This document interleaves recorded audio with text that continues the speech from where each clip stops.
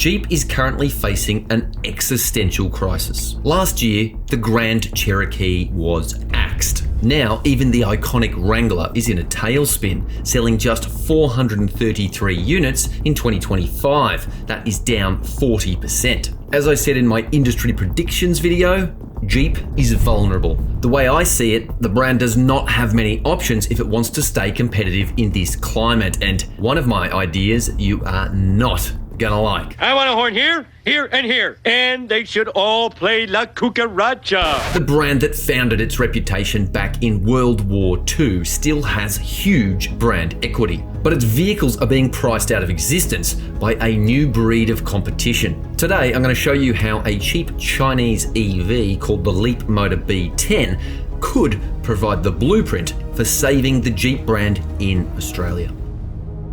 Jeep's Australian sales dropped more than 30% in 2025, in a country that loves four-wheel drives. Sales of the Wrangler, Jeep's most iconic product, have hit the brakes. Many people would suggest an $80,000 starting price is probably one of the reasons for this. And that logic holds water when you look at what the competition is doing, specifically the GWM Tank 300. It starts at under $50,000 and found more than 5,000 homes in 2025. And that represents a 27% sales increase in a cooling market. So a Chinese off-roader many buyers have never heard of is now outselling the Wrangler by more than 10 to 1. It's a brutal reality check for a legacy brand. Now, globally, Jeep's doing okay-ish. Sales were up 1% in the USA in 2025, but up 1% is kind of corporate speak for basically flat. Now, as I said in my predictions video, we might see a brand exit Australia in the coming years, and if you zoom out a little bit, the picture doesn't get any rosier. That's because Jeep's parent company, Stellantis, is not firing on all cylinders. Stellantis is the world's 5th largest automaker, and it has 14 brands under its umbrella, including the likes of Alfa Romeo, Maserati, Ram, and Dodge. And in 2025, this automotive conglomerate recorded its 7th consecutive sales decline. This isn't necessarily a negative because it will, and it is, forcing the company to become more innovative and take more risks. Innovation can come by making things cheaper or creating more compelling products. How about something that actually serves van life and off-road lifestyles like the Jeep Wrangler? Any questions? And this is not without precedent. Well, in a very niche sort of way. Weirdly, in 1961, a Jeep FC170 van was pressed into service with Ambulance New South Wales. Companies pivoting and taking risks has paid off in the past. In 2002, Porsche launched the Cayenne SUV, and at first, that Cayenne was ridiculed by rusted-on fans and loyalists alike. But it ensured the company's long-term viability. You build the annoying volume cars so you can have the really cool, special, iconic cars. But realistically, a company like Stellantis will reevaluate its current portfolio and try to emulate success across multiple brands.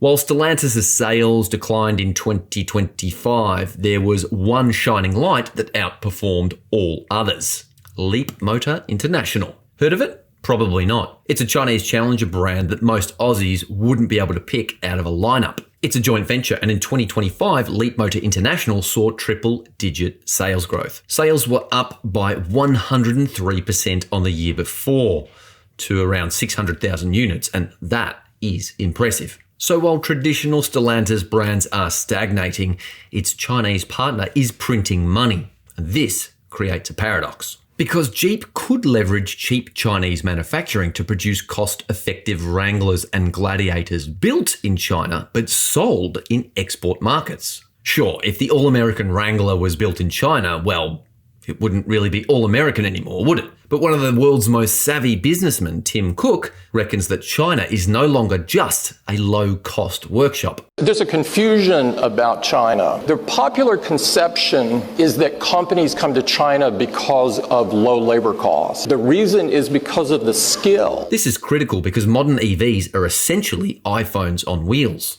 If designed in the USA and built in China works for one of the world's most profitable and biggest tech brands, then it could be the only way of survival for Jeep in some regions. The Japanese and Koreans have already capitulated to China. Mazda's new EVs are made in China. Hyundai and Kia vehicles coming to Australia are also made in China. Mini, made in China. Volvo, made in China. Something else, made in China. Can't remember.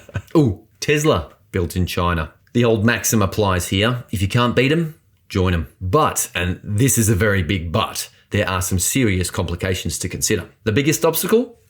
Tariffs. I always say tariffs is the most beautiful word to me in the dictionary. The US market has a 100% tariff on any vehicle coming from China. That was enacted by the Biden administration back in 2024, and it's brutal. It essentially doubles the price of any Chinese-built vehicle trying to enter the USA market. Europe previously had a 35% tariff on Chinese-made EVs, but that might be eased very soon, depending on trade negotiations. So, building Jeeps in China for the American market is currently a non-starter. The tariffs kill the cost advantage immediately. But here's the thing, Australia doesn't have those tariffs. Neither do many other markets outside North America and Europe. If Jeep built vehicles like the Wrangler in China specifically for export markets like Australia, it could turn things around in some regions. And here is the irony.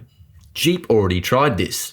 Well, sort of. Jeep formerly had a joint venture with GAC in China, or GAC as some people say.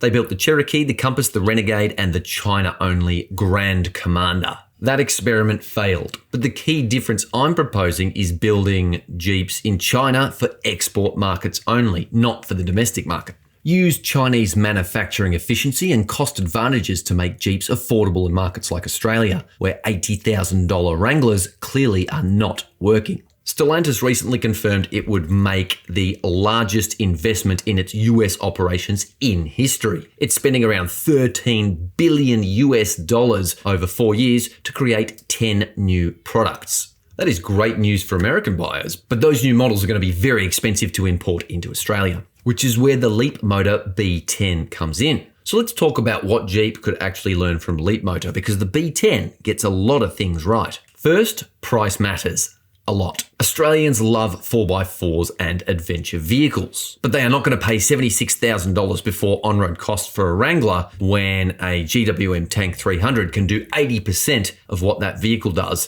for less than $50,000. Second, equipment levels matter. Jeep can't compete by offering basic infotainment systems at a premium price. It needs more technology, it needs more fruit, it needs more showroom appeal. Third, manufacturing location doesn't matter as much as you might think. Nobody cares that their iPhone was made in China. Nobody cares that their Mazda EV was made in China. Imagine if Jeep could build a Wrangler in China with the same level of build quality, the same level of capability as the current model, but sell it for less than $50,000.